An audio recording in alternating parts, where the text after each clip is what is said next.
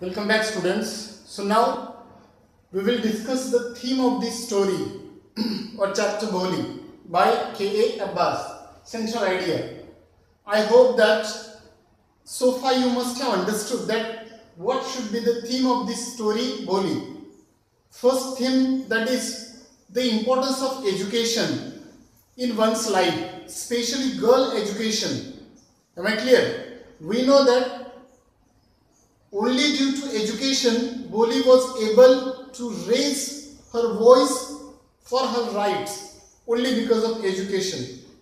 Next, here written, after education, Boli changed, really that she changed to Sulekha. Sulekha, we know that only in the last part of this chapter, this name is mentioned. Why? Because the word Sulekha, it means being a literate, intelligent, and a mature individual. This is the meaning of this word Sulekha. And really, because throughout the chapter, Boli, she had been a simpleton, right? But only at the end of this chapter, only in the last portion, that she raised her voice. She became Sulekha. And that is possible only because of education. It became possible. Right. Next, the writer wants to say here that we should oppose the dowry system. The way now in society we are giving the dowries in the form of money, property or anything. According to the writer, that we should stop it giving. The way here Bishambarnath, the bridegroom, that he demanded for 5,000 rupees to marry with Boli for the marriage. Next, the writer wants to say that we should not discriminate between a boy and a girl, because here in this chapter it is clear the discrimination is there. The way Ramlal and his wife, that they discriminated between the daughters and the sons, because Ramlal, he had sent his sons in city for what? In schools and the colleges. But what about the girls? According to his wife, girls are only for the marriage, not for the education. Who will marry them if we send the girls to schools according to his wife? So that is why we should not discriminate according to the writer between a girl and a boy. Next, one more theme, that is here both boys and the girls should be given equal rights and opportunities, because here in this chapter we have seen girls are not given the equal opportunities, only boys, that they have been sent to the city for having the education in schools and the colleges. But what about the girls? Only girls are for marriage. Next, the writer wants to say school or education, it changes the life of Boli to Sulekha. She became Boli to Sulekha, and that is possible only because of education. Next, education opens a new world of hope.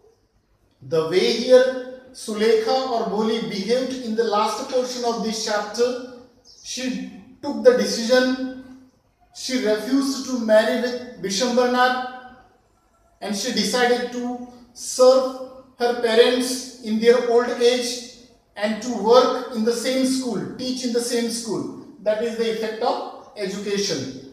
Next, the writer says, if a girl is educated, she can change the society and nation, and this is the fact. We know that, right? If a girl is educated, so that girl can educate the entire family. So this is the importance of girl education according to the writer, and this is the fact. We also agree with this one. Next, we must support and encourage such children. Here Boli, she had poke marks on her face except eyes, and she stammered. So that is why her own parents and her sisters or everyone, that they used to discriminate there. They did not give the proper treatment to Boli, including her own parents.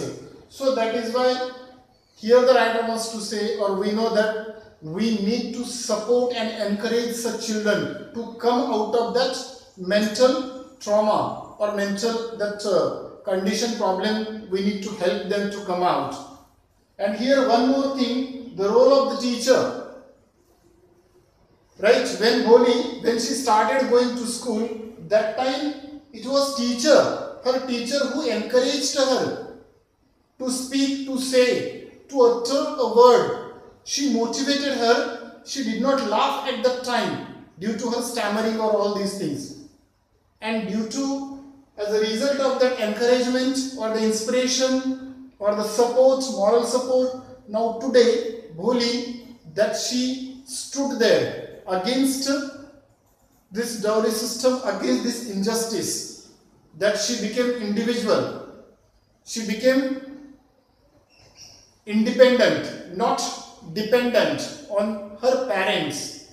Right? She became independent. So now in this way, here we can discuss this chapter by the various angles, having the different themes: education, dowry system, discrimination between boys and the girls, attitude of the society towards such disabled children, right?